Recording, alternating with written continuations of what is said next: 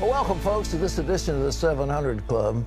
You know, the Washington Post has been known as a liberal rag for years, but a guy named Jeff Bezos, who is a super rich billionaire with Amazon and all the stuff he's got, bought the Washington Post. And people thought, well, okay, he's a rich guy, maybe he'll make it conservative. Instead, it's become an agency to destroy Trump. And the whole thing is attacking Trump. So they contrived from sources that were unnamed a scandal that the president had leaked confidential information. Well, those who were in the room have all said uniformly that the thing didn't happen, that this Washington Post story was nothing but a lie. But nevertheless, everybody's jumping on because it was on the Washington Post, and they've got a big, they're tied into a network that you know, picks up their stories and carries it around the world. But the president has said later, look, I have a perfect right to share information on how to defeat ISIS. And if we want to coordinate some efforts to kill terrorism, we have a perfect right to do it. Well, ladies and gentlemen, the thing that makes me sick in my stomach is to hear Bob Corker, Senate Foreign Relations Chairman, Republican, coming out and saying Trump's got to get his act together or else. He's under attack from his enemies. They are former Obama administration hacks that are still in the government. And what Trump's got to do is fire these people and get them out of the government. They've taken much too long in filling up those positions. They have 5,000 or 6,000 people that they can put in place, and they haven't done it. And who are in there? Former Obama people who are doing everything they can to leak and to hurt Trump. So he's got to clean house. I mean, it's just one of those things. You can't delay it. Because you talk about foxes in the hen house, they're in there, and they're out to hurt him. And so I would just call on members of Trump's party, please recognize the game and don't be part of the opposition unwillingly. Terry. Well, the president's tweets came after denials about the story from top White House officials, and it's created another major political controversy in Washington. Charlene Aaron has the story. The Trump administration moved quickly to deny the story. I was in the room. It didn't happen. That was the response from National Security Advisor H.R. McMaster about the Washington Post story.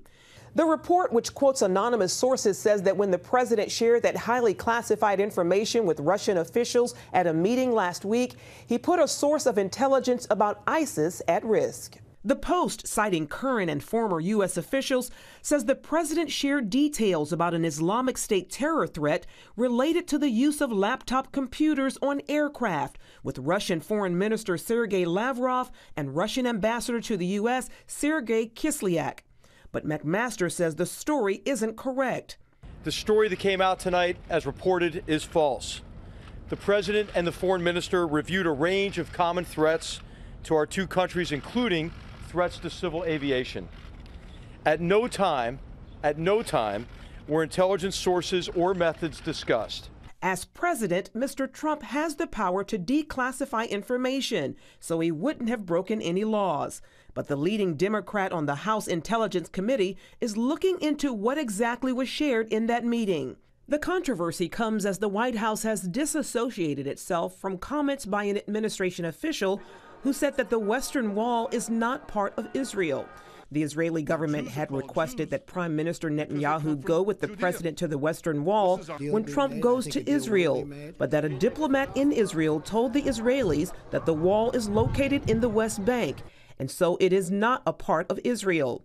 But the White House called those remarks unauthorized and said they don't represent the president's position. And here at home, President Trump is set to meet with President Erdogan of Turkey today. The meeting will likely center on the friction between the U.S. and Turkey over the Trump administration's decision to give Syrian Kurdish fighters powerful weapons to fight ISIS.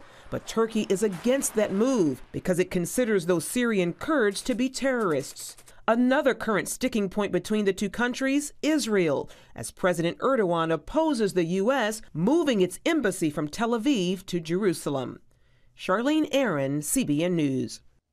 Well, our CBN News White House correspondent Jennifer Wishon is with us now. Jennifer, who's leaking this stuff up there? Do you know? Well, that's the million-dollar question, right, Pat? We know that the president met with the Russians the day after he fired FBI Director James Comey. So was this someone in the intelligence community with an axe to grind? I know, certainly you don't want to upset the intelligence community because they would have the ability to do things like this. But, we really don't know. And this is something that President Trump has to get a handle on, these leaks. This is another case of the administration being pitted against anonymous sources coming out of the White House in the press. This is another tool for Democrats to use against him. And Democrats are going to milk this.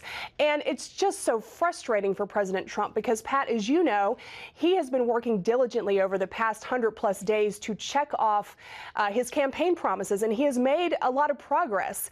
But it seems like, as he's working to do that, he kind of has to take these 2 steps back every week or so to deal with these scandals.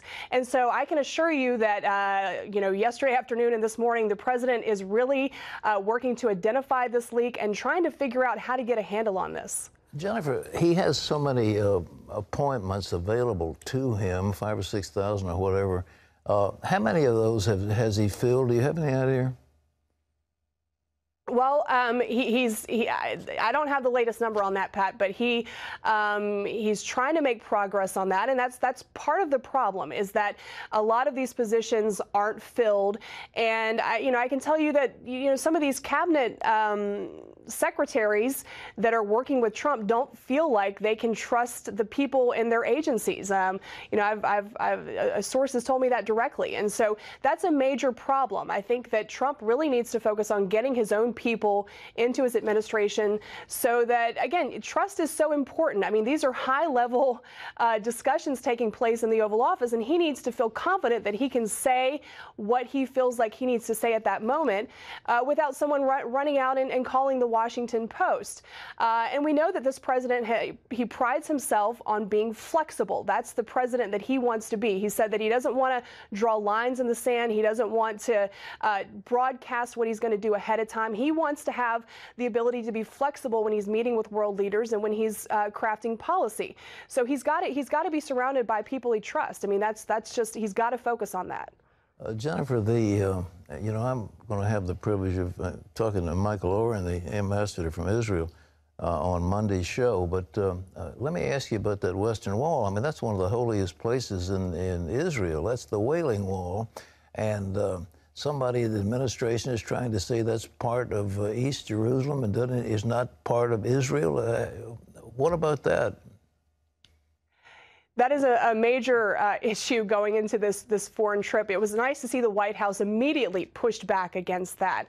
But again, that's kind of sounds like there was a rogue force there in that meeting, Pat. This is a very important trip for the president. His first foreign trip, hitting Saudi Arabia, Israel, and Rome. It's kind of the world religion tour. And that, again, that is something that the president did not need going into this trip. He has made it clear that he's America is a very strong ally of Israel, that we have Israel's back. A very important trip for the president, too, as he decides, whether or not he's going to keep his campaign promise and move the U.S. embassy from Tel Aviv to Jerusalem. Reports indicate that he's getting some pushback from his staff on that. He has to make that decision this week. So it's a pivotal time for him. And again, doesn't really need this controversy going into this trip. But I imagine that once he meets with Prime Minister Netanyahu, that he'll be able to smooth that over. And I know a lot of Americans praying that this is a fruitful trip. One last question. He's got the Turkish Prime Minister, or President, whatever he is, Erdogan, and Trump did the wise thing. He's giving some sophisticated weapons to the Kurds to help them fight ISIS. Of course, the Turks don't like that, but that's tough luck. What's going to come out of that, do you think? Yeah. Well, I don't think the president's going to shift his position here. I think the president decided to arm these Kurdish rebels in Syria because he thinks that it's a great opportunity to try to topple ISIS in Raqqa. This is a very important battle. The Turks don't like this because they place the Kurdish fighters in Syria and other Kurds in the same basket as the terrorist organization PKK. So this is going to be a source of contention when President Erdogan visits the U.S., visits President Trump here today. But look, Pat, you know, this relationship between the U.S. and Turkey has become stormy. I talked to a former member of the Turkish parliament just yesterday who said he is concerned about this relationship. You know, President Erdogan has been transitioning his country into authoritarianism. This is someone who now has control over not only the executive branch, but the legislative and the judicial branches. As he does this, we've seen him use religious incitement. He has talked about the West on a crusade against the Muslim world. We've seen Christians facing increasing persecution, especially Protestants in that country. And of course, one issue that we're hoping President Trump will bring up today is the unlawful jailing since October of Pastor Andrew Brunson in Turkey. We're, you know, hoping that he will bring that up because, Pat, as you know, countries that don't, you know, allow their people to practice religion freely tend to end up being enemies of the U.S. And Turkey, of course, is an important NATO ally. And so this is a very important meeting at the White House today. Jennifer, thank you so much. Jennifer Wishon, our White House correspondent, appreciate that. And ladies and gentlemen, as you know, I'm a fan of the Kurds. I think they're wonderful people, and I think they deserve their own country. And I think there's a piece of Iraq that is Kurdish, very important. There's a piece of Syria that's Kurdish, and there's a piece of Turkey that's Kurdish. The Turks probably won't give up their piece, but the other two could be consolidated into an independent Turkestan that we ought to acknowledge and recognize, and that's got to be done, and whether the Turks like it or not. Well, in other news, experts now think they may know who was behind the massive computer attack over the weekend. John Jessup has that. Pat, cybersecurity analysts are pointing the finger at North Korea, and one South Korean cyber expert says more circumstantial evidence puts the blame on the North Korean government. Simon Choi says North Korea is experienced in the world of Bitcoin, and as early as 2013 has been taking it through malicious computer programs. John Babinek of Fidelity Cybersecurity told CBN News' Eric Rosales there's a solid lead in the investigation. He said there is a link. We are really drilling down on what it means, but there is part of the code that is shared between WannaCry and a known DPRK hacking tool. But, Pat, no one has been officially connected. Well, I've said before, we have the best cyber activities in NSA in the world.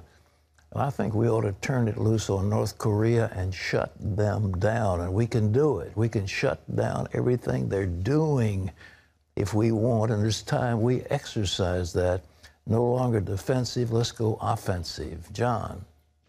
Pat, there may be political turbulence right here in Washington, but it's not affecting Wall Street. Stocks are still hitting record highs on both the Standard & Poor's 500 and the NASDAQ Composite. Energy stocks have done well after crude oil prices have bounced back, and technology stocks are still leading the way. In fact, if you go by what's called market capitalization, the 5 biggest businesses are all technology companies. Apple is number 1. Its total stock worth is just over $800 billion. Alphabet, which is Google, is worth over $660 billion. Microsoft is number 3 at well over $500 billion. Amazon comes in 4th, just over $450 billion. And Facebook rounds the list at number 5. It's worth a bit over $430 billion. Pat, it looks like Wall Street considers technology the big growth industry of the future. Well, there's no question about it, but the market, in my opinion, is oversold, and I think there are a number of analysts who think that it's too frothy and that we're in for a serious correction, but the correction sure hadn't happened yet.